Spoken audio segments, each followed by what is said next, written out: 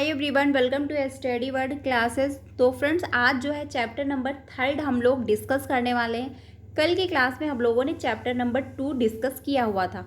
ये क्लास 7 का chapter number 3 history का है। उसके बाद हम लोग ज्योग्राफी डिस्कस करेंगे। ऐसे ही हम लोग जो है सोशल साइंस क्लास 6, 7, 8 पूरा कंप्लीट कर लेंगे। उसके बाद जो है यानी साथ में जो है हम लोग संडे को PYQ भी कर रहे हैं। और जब सिलेबस पूरा कंप्लीट हो जाएगा तो फिर हम लोग डेली क्या है PYQ क्वेश्चन की प्रैक्टिस करने वाले हैं। तो आज जो है हम लोग चैप्टर नंबर 3 डिस्कस करेंगे, क्योंकि पहले कंटेंट कंप्लीट होना चाहिए। उसके बाद PYQ जब क्वेश्चन आप करोगे तो आपको समझ में आएगा कि हाँ क्वेश्चन कैसे पूछे जा रहे हैं। ठीक है, तो चलिए फिर क्लास को कंटिन्यू करते हैं। बाकी सीटेट का जो एग्ज़ाम है वो 1 दिसंबर को ना हो करके अब आपका 15 दिसंबर को होने वाला है। ये जो है नोटिस आ चुकी है, मैंने इस पर वीडियो बनाई हुई है, जाकर के आप लोग ज्वाइन कर सकते हैं।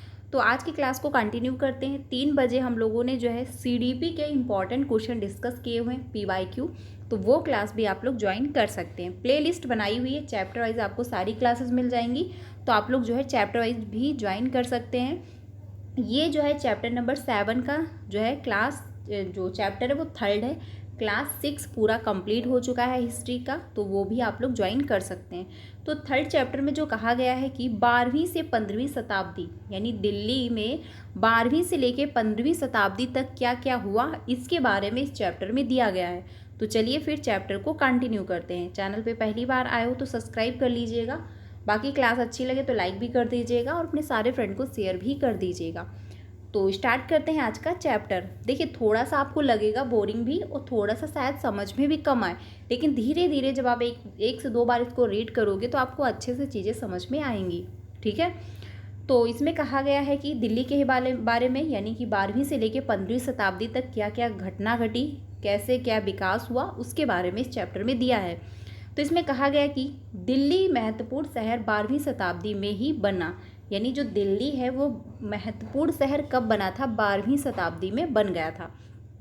पहले पहल जो है तोमर राजपूतों के काल में दिल्ली किस साम्राज्य की राजधानी बनी। 12वीं सदी के मध्य से तोमरों को जो है अजमेर के चौहानों ने जो है परास्त किया। तोमरों के और जो है चौहानों के राज्यकाल में ही दिल्ली वाणिज्य का एक महत्वपूर्ण केंद्र बन गया। इस शहर में बहुत सारे समृद्धशाली जैन व्यापारी जो है रहते थे, जिन्होंने जो है अनेक मंदिरों का निर्माण करवाया। यहाँ जो है देहली वाल कहे जाने वाले सिक्के भी ढाले जाते थे, जो काफ़ी प्रचलन में थे। ठीक है, 13वीं सदी के आरंभ में दिल्ली सल्तनत की स्थापना हुई और इसके साथ दिल्ली एक ऐसी राजधानी में बदल गई जिसका नियंत्रण जो है इस उपमहाद्वीप के बहुत बड़े क्षेत्र पर फैला था। ठीक है, जो कि तालिका 1 में आप लोग देख सकते हैं। और जो है उन 5 वंशों की पहचान कीजिए जिनसे जो है मिलकर दिल्ली की सल्तनत बनी। वो अभी हम लोग देखेंगे 5 वंश कौन कौन से थे, और ये भी देखेंगे किसके बाद किसका शासन हुआ। ये तालिका अभी हम लोग डिस्कस करेंगे। ठीक है, और साथ में कहा गया कि दिल्ली ए जो है कोहना सीरी और जो है जहाँ पना को भी पहचानिए, ये भी इसमें कहा गया है। तो दिल्ली के शासन ये हम लोग देखते हैं राजपूत वंश, यानी हम लोग जो है सीक्वेंस में देखेंगे। तो सबसे पहले जो है तोमर ये आए।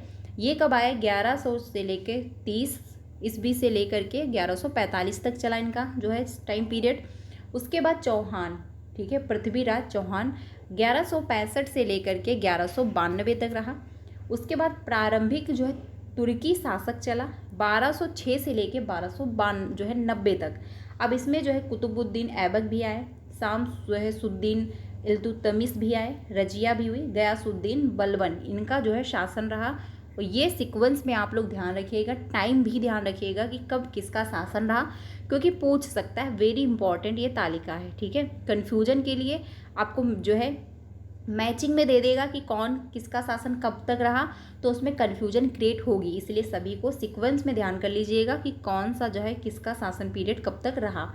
उसके बाद कभी कभी ये ऐसे भी आपसे पूछ लेता है कि जैसे खिजली वंश हुआ, तुगलक वंश हुआ, सैयद वंश हुआ, लोधी वंश हुआ, ये चारों दे देगा, फिर कहेगा सीक्वेंस में लगाइए कि किसके बाद किसका शासन रहा। तो ये भी जो है पूछा हुआ क्वेश्चन है, ऐसे ही मैं आपको बता रही हूँ कि ऐसा क्वेश्चन पूछा हुआ आया है, तो इसीलिए ध्यान रखना है, कैसे भी क्वेश्चन घुमा करके पूछ सकता है। देखिए, सिलेबस चेंज नहीं हुआ है, लेकिन पूछने का तरीका बहुत ज़्यादा चेंज हो गया।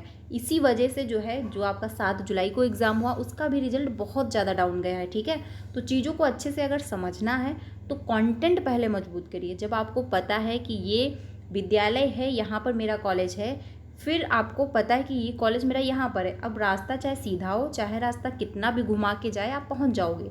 तो अगर कंटेंट आपका कंप्लीट है, आपका स्ट्रांग है, तो क्वेश्चन कैसे भी घुमाया जाए आप कर लोगे। ठीक है, ये ध्यान रखिएगा। खिजली वंश जो है ये जो है 1290 से लेके 1320 तक रहा। ठीक है, जिसमें से जो है जलाउद्दीन खिजली रहे, अलाउद्दीन खिजली, इनका टाइम पीरियड इतना रहा। उसके बाद तुगलक वंश आया 1320 से लेके 1414 तक। फिर आया सैयद वंश 1414 से लेके 1451 तक रहा। फिर आया लोधी वंश रहा 1451 से लेके 1526 तक। ठीक है, ये जो है ध्यान रखिएगा, बहुत इंपॉर्टेंट ये तालिका है। इसको आप सीक्वेंस में और अच्छे से समझ लीजिएगा कि किसके बाद किसका शासन रहा, वंश के अकॉर्डिंग भी ध्यान रखिएगा। खिजली वंश, तुगलक वंश, सैयद वंश और लोधी वंश। ठीक है, आगे चलते हैं। अब हम लोग देखते हैं सुल्तानों के अधीन दिल्ली, इसके बारे में समझते हैं। इतिहास तारीख जो है तारीख है जो सुल्तानों के शासनकाल में प्रशासन की भाषा फारसी में लिखे गए। अब यानी कि ये जो तारीख है ये किस भाषा में लिखी गई है, फारसी में। ये ध्यान रखिएगा, आपसे पूछ सकता है। आगे चलते हैं। अब बात करते हैं कि जन्म सिद्ध अधिकार और लिंग भेद पर आधारित आदर्श समाज व्यवस्था बनाए रखने की सलाह देते थे। उनके विचारों के सारे लोग सहमत नहीं होते थे। सन 1236 में सुल्तान इल्तुतमिश की बेटी रजिया सिंहासन पर बैठी। उस युग के इतिहासकार मिहाज ए सिराज ने स्वीकार किया कि वह अपने सभी भाइयों से अधिक योग्य और सक्षम थी, लेकिन फिर भी वह एक रानी और शासक के रूप में मान्यता नहीं दे पा रहे थे। यानी वो ये जानते थे मिहान ए सिराज कि योग्य है, सक्षम है, काफ़ी निपुण है, लेकिन वो एक स्त्री थी, इस वजह से ये एक्सेप्ट नहीं कर पा रहे थे कि वो जो है शासन करें। दरबारी जन भी जो है उसके स्वतंत्र रूप से शासन करने की कोशिशों से प्रसन्न नहीं थे। सन 1240 में उसे सिंहासन से हटा दिया गया क्योंकि वो एक स्त्री थी। इस वजह से लोग एक्सेप्ट नहीं कर पा रहे थे, क्योंकि पुराने टाइम में स्त्रियों का क्या काम था, घर पे रहें, पर्दे में रहें, घर का काम करें। लेकिन ये जानते थे कि वो योग्य है, लेकिन वो एक स्त्री थी, इस वजह से जो है एक्सेप्ट नहीं कर पा रहे थे। आगे चलते हैं। अब बात करते हैं खिजली और तुगलक वंश के अंतर्गत प्रशासन नज़दीकी से एक नज़र, इसके बारे में समझते हैं। दिल्ली सल्तनत जैसे विशाल साम्राज्य के समेकन के लिए विश्वसनीय जो है सूबेदारों तथा प्रशासकों की ज़रूरत थी। दिल्ली के आरंभिक सुल्तान विशेषकर इल्तुतमिश जो है सामंतों और जमींदारों के स्थान पर अपने विशेष गुलामों को जो है सूबेदार नियुक्त करना अधिक पसंद करते थे। इन गुलामों को जो है फारसी में बंदगा कहा जाता था। ठीक है, तथा इन्हें जो है सैनिक सेवा के लिए खरीदा जाता था। उन्हें राज्य के कुछ बहुत ही महत्वपूर्ण राजनीतिक पदों पर काम करने के लिए बड़ी सावधानी से प्रशिक्षित किया जाता था। वे जो है चूँकि पूरी तरह अपने मालिक पर निर्भर होते थे, इसीलिए सुल्तान भी विश्वास करके उन पर जो है निर्भर हो सकते थे। इतना जो है ये था कि मतलब जो वो लोग थे पूरी तरह से मालिक पर ही निर्भर थे, तो मालिक जो सुल्तान लोग थे वो भी उन पर विश्वास करते थे। खिजली तथा तुगलक शासक जो है बंदगा का इस्तेमाल करते रहे और साथ ही अपने पर आश्रित निम्न वर्ग के लोगों को भी ऊंचे राजनीतिक पदों पर बैठाते रहे। ऐसे लोगों को सेनापति और सूबेदार जैसे पद दिए जाते थे, लेकिन इससे राजनीतिक जो है अस्थिरता भी पैदा होने लगी। गुलाम और आश्रित अपने मालिकों और जो है संरक्षकों के प्रति तो वफादार रहते थे, मगर उनके उत्तराधिकारियों के प्रति नहीं। सुल्तानों के अपने नौकर होते थे। फलस्वरूप किसी नए शासक के सिंहासन पर बैठते ही प्रायः नए और पुराने जो है सरदारों के बीच जो है टकराहट शुरू हो जाती थी। सुल्तानों द्वारा निचले जो है तबके के लोगों को संरक्षण दिए जाने के कारण उच्च वर्ग के कई लोगों को गहरा धक्का भी लगता था, क्योंकि पद चेंज हो जाता था। फारसी तारीख के लेखकों ने निचले जो है खानदान के लोगों को ऊंचे पदों पर बैठाने के लिए दिल्ली के सुल्तानों की आलोचना भी की। अगर आपसे पूछा जाए तारीख किस भाषा में लिखा गया, तो फारसी में लिखा गया, ध्यान रखिएगा। ठीक है, आगे चलते हैं। पहले वाले जो है सुल्तानों की ही तरह जो है खिजली और तुगलक शासकों ने भी सेना नायकों को भिन्न भिन्न आकार के इलाकों के सूबेदार के रूप में नियुक्त किया।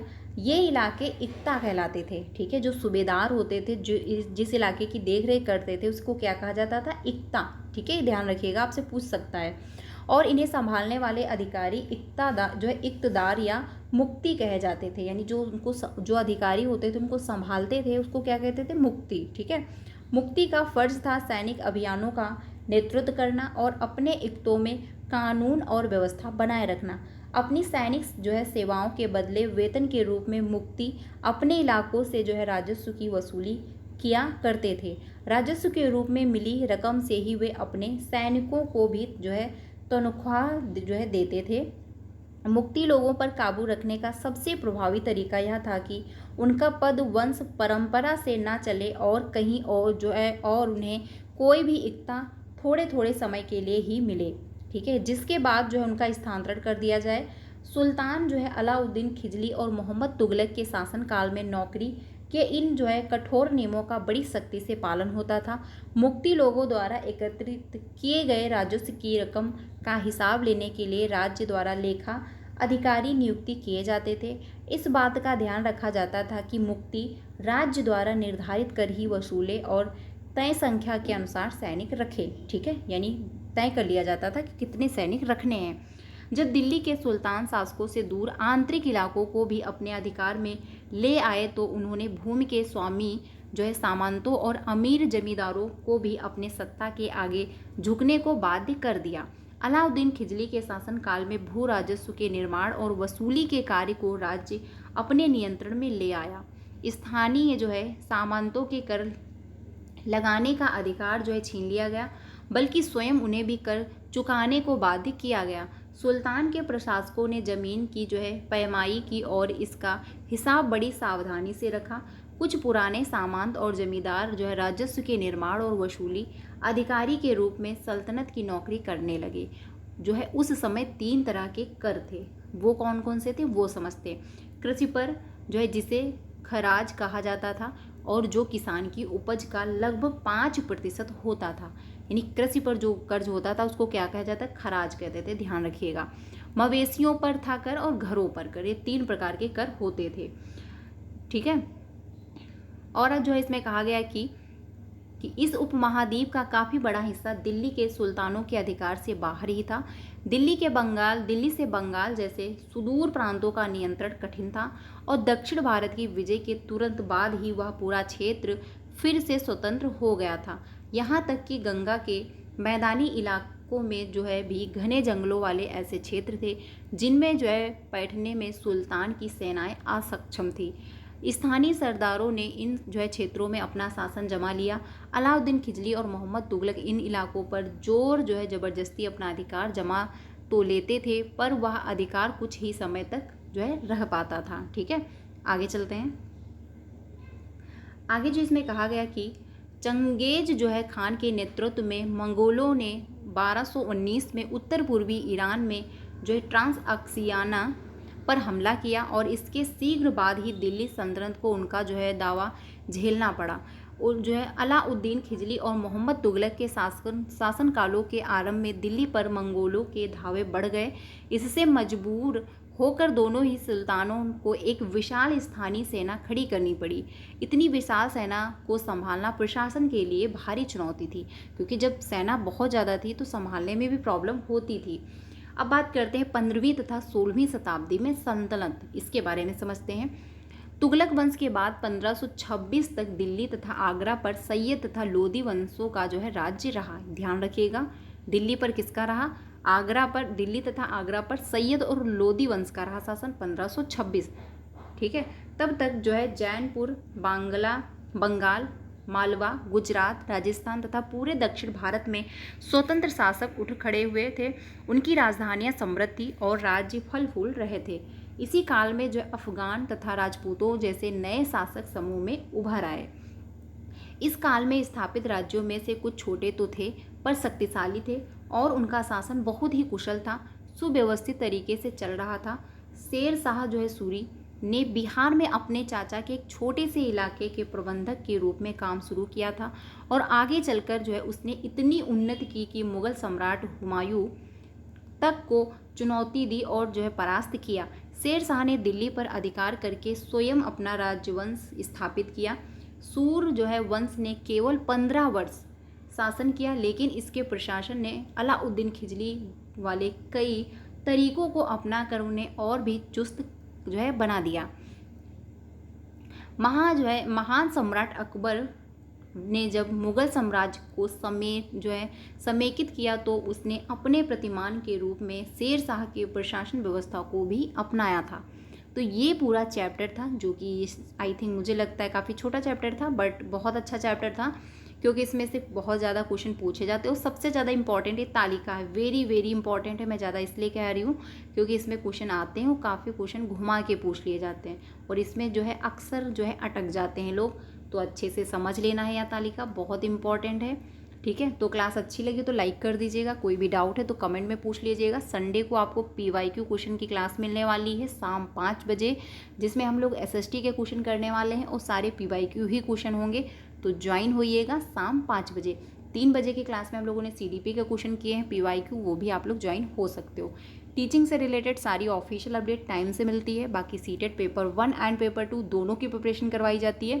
कंटेंट की क्लास आपको बहुत जल्द मिलने वाली, जैसे मैंने खुद से प्रिपरेशन करके सीटेट फर्स्ट अटैम्प्ट में क्वालिफाई किया था, वैसे मैं आप लोगों के साथ डिस्कस करूँगी। 1 लाइनर में आपको जो है कंटेंट मिलने वाला है, जो कि बहुत कम टाइम में आपको समझ में आएगा। ज़्यादा आपको जो है अपना दिमाग भी नहीं लगाना होगा, यानी 1 लाइनर में बहुत अच्छे से आपको समझ में आएगा। तो उसकी भी क्लासेस बहुत जल्द मिलेंगी, तो चैनल को सब्सक्राइब कर लीजिएगा और वीडियो अच्छी लगे तो लाइक कर दीजिएगा। बाकी अपने सारे फ्रेंड को शेयर भी कर दीजिएगा। मिलते हैं नेक्स्ट वीडियो में। Thank you.